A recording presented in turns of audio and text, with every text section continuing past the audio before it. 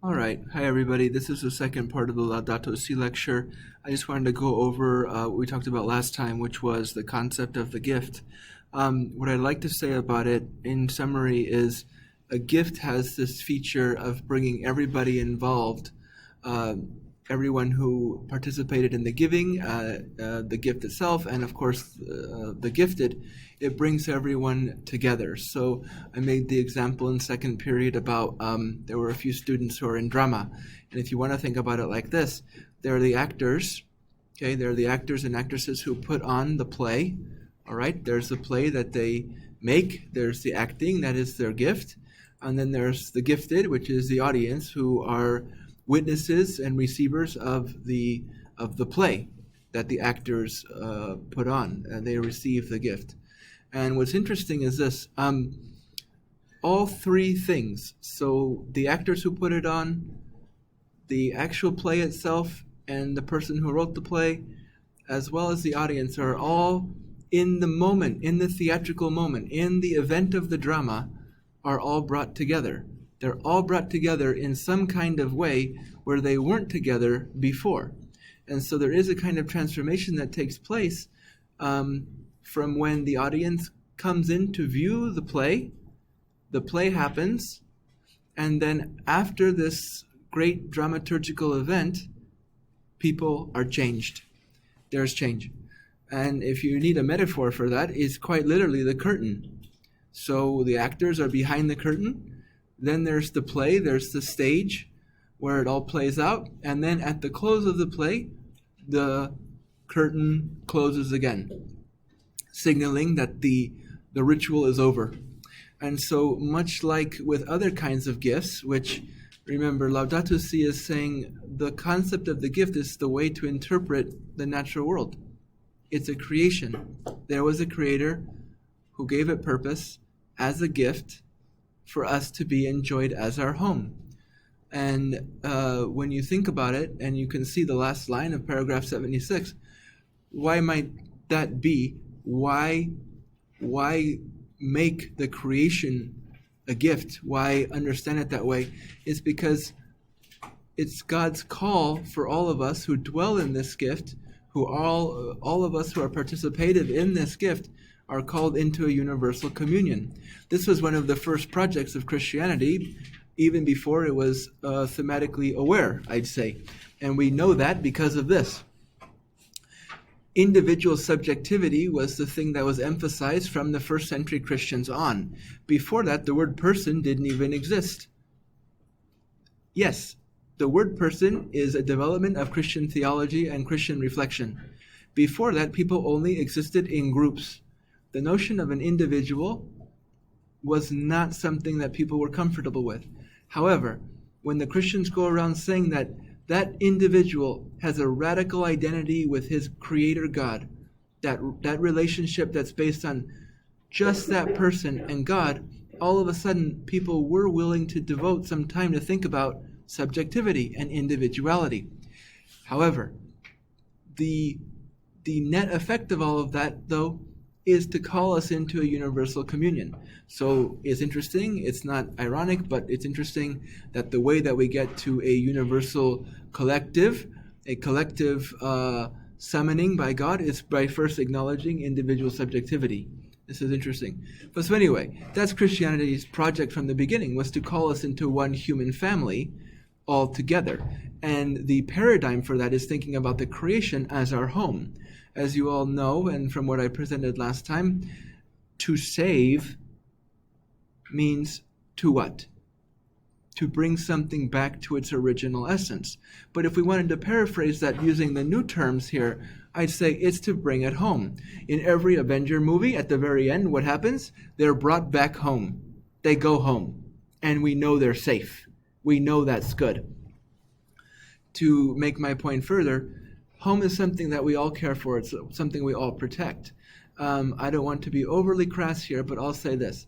Let's suppose that you have an animal in the house. It's a pet, and the animal defecates. It makes a poop on the floor, okay? Everybody in that house is now aware of that and runs desperately to try and fix the home, because that whole part of the home is set to dysfunction based on what the animal did. There was a transgression against the home. If you want to go further, let's say you've got, your teenage brother or something. He's playing with another friend and they put a hole in the wall. Also, mom or dad gets home and it's like, you know what? The home has been attacked. We've got to repair it. We've got to get brother and friend to repair it because our home has been, even in this slight way, damaged. All right? And we don't even have to go on to see the further ways that people can transgress against a home, and everyone in it will feel it. In fact, I bet some of you will say, even when from the moment you walk in the front door, in 30 seconds, you can get a feel for the mood of your home. You know what's going on.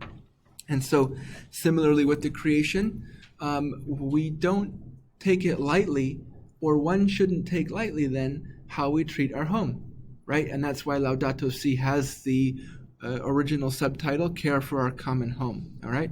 So that's sort of what I did yesterday.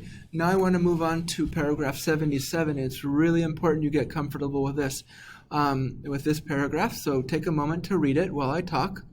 Read it carefully, by the way. It's really packed. It says in so many words what I can see as 2 or 3 main things, and I want to just make those salient for you here. The first one is this. Both citations, both scriptural citations come from the wisdom literature. One from the Psalms, one from the Book of Wisdom. And that shouldn't be lost on us, because the first thing I want to say is this. This tells us that the world came about as the result of a decision, not from chaos or chance. Okay? And so this is one point of conflict where the Christian or the Jewish account of creation runs up against evolution in at least one way. So the theory of evolution is based on 2 mechanisms that work in tandem together. And that's been a thought held for at least 50 years. The first one you're all really familiar with. It's natural selection. The other one is niche theory. I won't talk about niche theory, but I'm just going to sit with natural selection for a minute. Natural selection holds that through chance mutations, we see an emergence of species. We see speciation. It's through chance mutation, okay? It's through error in copying. It's through chance that we see differentiation and speciation in our ecosphere, okay? That is not an agreeable point on Orthodox Christian doctrine or on the old Jewish one. Because, as we see from the wisdom literature and from the Genesis account, God creates the creation intentionally, not through chance. Mr. Ravellis says evolution, he doesn't believe in evolution. Wrong. I didn't say that. Mr. Ravellis says evolution's not right. Wrong. Mr. Ravellis says God didn't use evolution. Wrong. I didn't say anything about evolution in general. I'm talking about one little point here. I'm talking about one little point about natural selection, a mechanism of evolution that comes into a point of contention or conflict with the Christian doctrine that creation comes about by a creator who intends everything that exists. Keep reading. Keep reading. This is from Wisdom 11:24. For you love all things that exist and detest none of the things that you have made. This is really important. You listen up here. What this is saying is that God didn't make anything by accident. There is a layer of protection over the gift of the creation because God intended that it exist. It existed in God's mind. God willed it into being and existence, and it's there as a gift.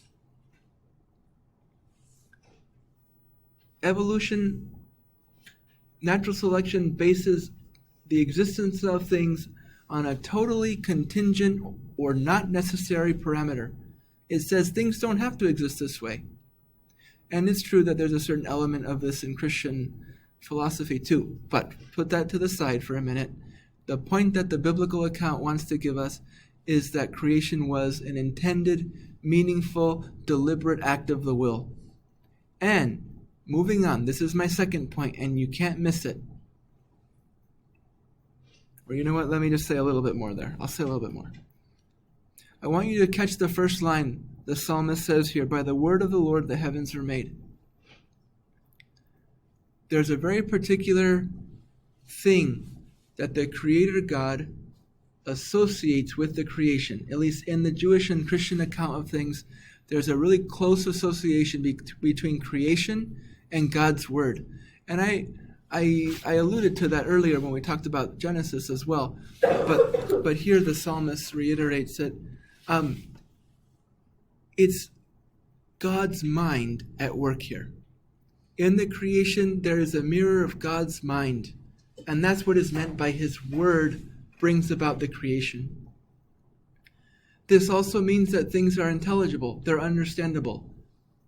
There are differences. There's differentiation in the natural world because it was originally differentiated in God's mind too. It was originally differentiated in God's mind too. And his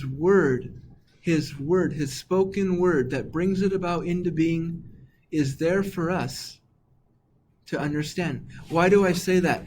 It's because when there's a speaker, as the text suggests, when there's a speaker of the word, there's also a hearer of the word.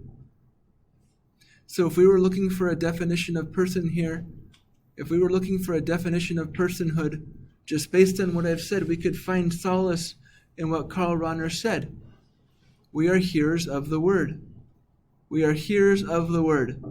That is a way to understand the creation.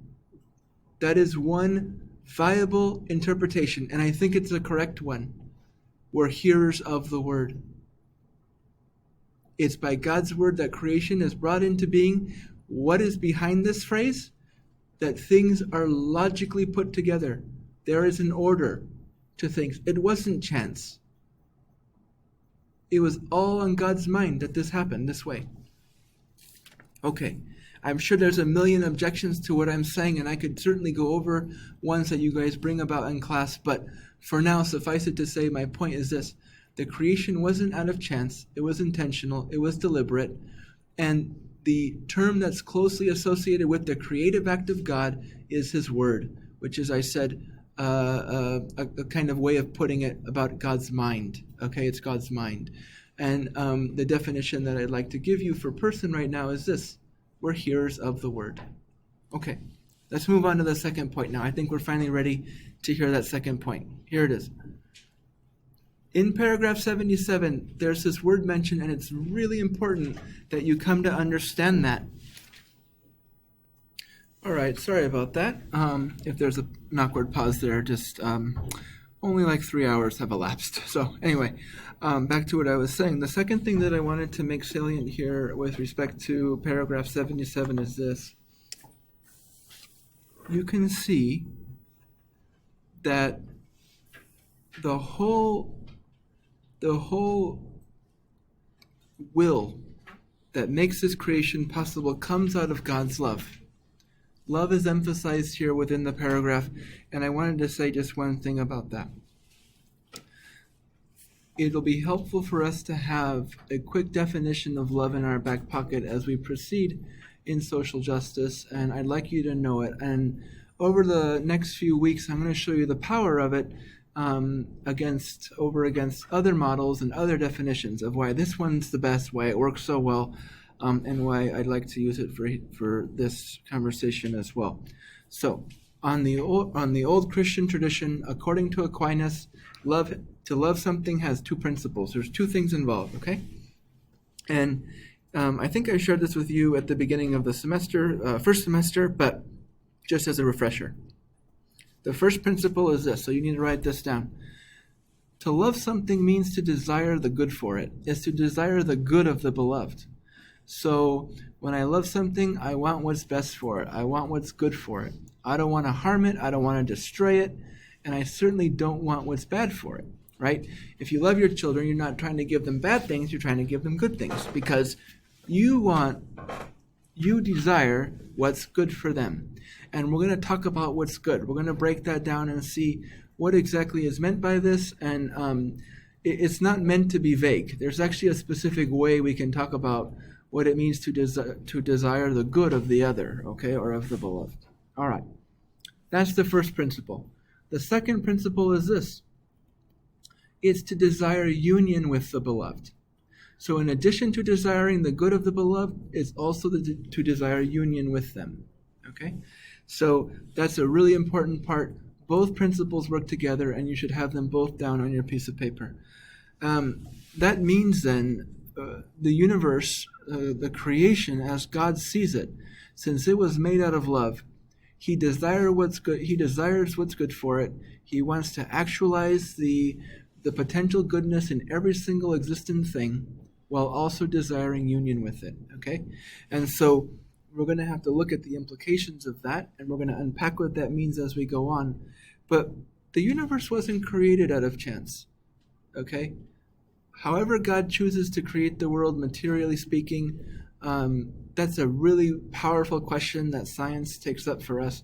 But just from our religious perspective, just from our sort of religious philosophical lens here, there are a couple things that I wanted to make poignant. And that number one, it was that the word is suffused throughout the entire creation. God makes it out of His own intent, and He does it lovingly. So God loves the things that He's made.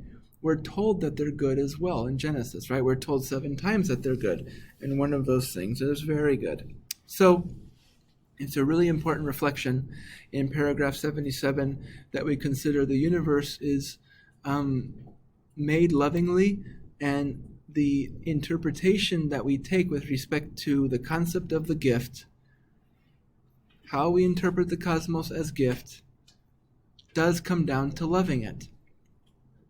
How do human beings love their home? How do we love their home? Okay? Or how do we love our home? In the next topic that we go over, we're going to have to parse out, is the gift of the creation the same thing as the person that gifted it? Is it the same thing? Are the gift and the gifter coextensive, to put it philosophically, okay? That means, are they the same thing? Pantheists answer yes, right? They say yes, the source of nature are the gods, and the gods dwell in all existent things. That's why in some Eastern religions there are billions of gods. For as many existent things as there are that many gods. Okay. Well, in the Judeo-Christian tradition, it doesn't work quite like that. The Creator does impart something of the Creator's self in the gift, but they're not coextensive. They're not exactly the same thing. There's something there, but it's not exactly the same thing. Okay, and so we have to think about that, and we have to think about what it means to actualize the potential goodness in any given thing, and also desire union with it. We have to think about how to love it. Okay, and so that's sort of what I wanted to talk about today with respect to paragraph 77. I welcome your questions. And this is all in preparation to discuss paragraph 78 later. But hopefully that gives you a little bit of context for what it means that the universe wasn't created by chance, and what it means to create something out of love. Okay. And by the way, just before I take off here, if one of the principles of loving has to do with desiring being in union with the other, with the beloved, you can see that also echoed in paragraph 76, right? Where we come to understand the gift is something that brings us all into a universal communion. Okay? So that's not lost either. And we'll talk about why that's powerful. I mean, just from the initial responses you might have, how would you talk about the creation? How would you talk about the natural world being a home if you couldn't resort to some of these terms? So let's say I'm an atheist. I don't claim to know there's a God. I don't think God is out there or any kind of supernatural being responsible for the creation. Okay. So then, when it comes time to talk about the environment, it's really hard to talk about how we can pay attention and listen to the environment, because I said listening requires two wills.